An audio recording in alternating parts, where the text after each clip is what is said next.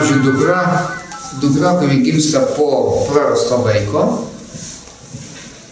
ir visą laiką jausmas, kad jinai dėl kažko kalta, jinai verkia, jinai, sakykime, daug verkia, jinai nutrūkinėja ryšys su mama ar panašiai, arba negalės nuraminti, arba kas nors ne taip, pas mamą yra iš karto pyktis arba nuskauda ant to vaiko. Sakykime,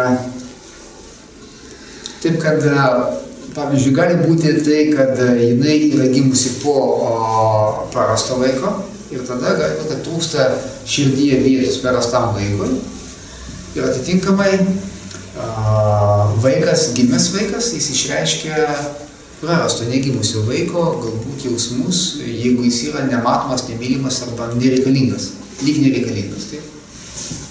Ir čia mes susidurime su tuo aspektu Lietuvoje, kad prarastų vaikų tema yra pakankamai aktuali, tai liečia vos tai antrą šeimą. Daug yra. Sakykime, ir esmė tame, kad tie vaikai, kurie prarasti, jie turi vėl atrasti vietą mūsų širdise.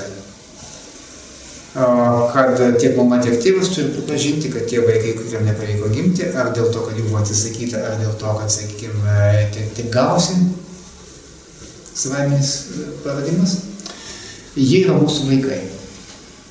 Ir mes turim ne 2 vaikus, kurie augo, 3 ar 4, tiek jų buvo jas turim.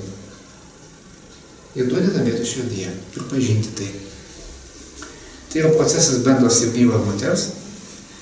Ir jeigu jie žengia į šitą procesą ir pripažįsta, kad mes, žiūrėdami vienas į kitą, pripažįsta, kad mes esame ne 2, o 4 vaikų tėvai. Atitinkamai, ne 2, 3, o ne 4. Ir mus jungia ne 1, 2, 3 ar 4 vaikai. Visų pirma, jie patys atstato savo santykį, nes dažnai ir vyro moters santykis pradeda nutrūkinėti, jie negali taip džiaugtis meilę, arba po kažkiek laiko pradeda vienas nuo kito laikyti atstumą ir supranta dėl ko, arba pretenzijos. Todėl, kad tarp jų yra vaikas, kuris yra jų meilės ryšys ir nemato, atstumtas. Tyčia ar netyčia. Taigi, tada, kada jie pradeda tai priimti ir matyti viens kitame tėvystę ir motinystę visų vaikų, ir kada pradeda žiūrėti į savo vaiką, o taip sakyti, tu esi antras vaikas, o ne pirmas. Ir savitė pradeda jaustis tėvais visų vaikų. Taip? Tada tas vaikas, kuris išreiškia skausmą, liūdesį, tuštumą ar kažką tokį, jis gali sugrįžti į save ir būti savo vietoje, savo kailėje. Jam nereikia būti ano prarasto vaiko kailėje, arba už jį man kažką rodyti. Jis gali nusiraminti, atsipalaiduoti ir bus savimi. Tai va, kartais tas vaikas gali išreikšti ne mano šeimos negimusius vaikus, o mano mamos šeimos negimusius vaikus. Būna taip. Reiškia, tokia mano, jinai tiek įsidirginas, jinai yra iš visų pusių. Mano prarastas vaikas, reiškia, vyro tėvų daug, prarastų ir vienukai, sakė, buvo ir daug, sakė, buvo. Tai kaip man dabar jaustas, kaip man... Nusilenkti šitai lemčiai, kad nepaisant to, kiek buvo praradimų, aš dėkoju gyvenimui, kuris man davė šansą džiaugtis meilę, vyru ir vaikais ir gyvenimu. Bet pripažįstam, taip? Nepaisant tokios šeimos lemties, kiek buvo prarastų vaikų, gyvenimas mane pasiekė. Aš nei to užsitarnavau, nei nusipelniau, bet man tai dovana, kurią aš priimu.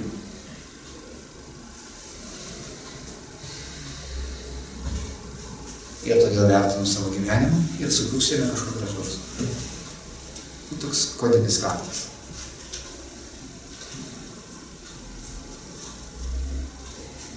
Na.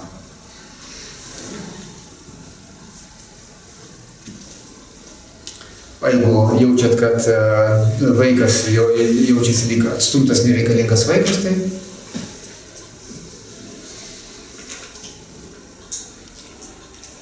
tada apkabinu savo vaiką, galiu sakyti, taip, brangus vaikė, aš žinau, kad aplinkui gali būti daug nereikalingų vaikų.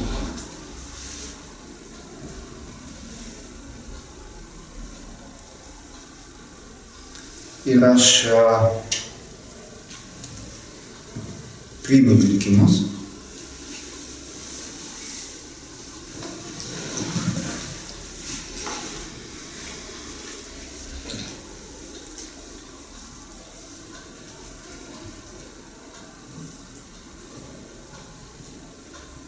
Ir tuo labiau mes vertinsim gyvenimą kartu su savimi.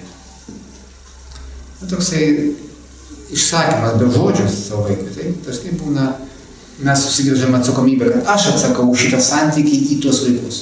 Ne tu, mano vaikai, už tai atsakai. Aš atsakau. Už pagarbų santykį į tam tikrą galbūt gyvenimo lemtį.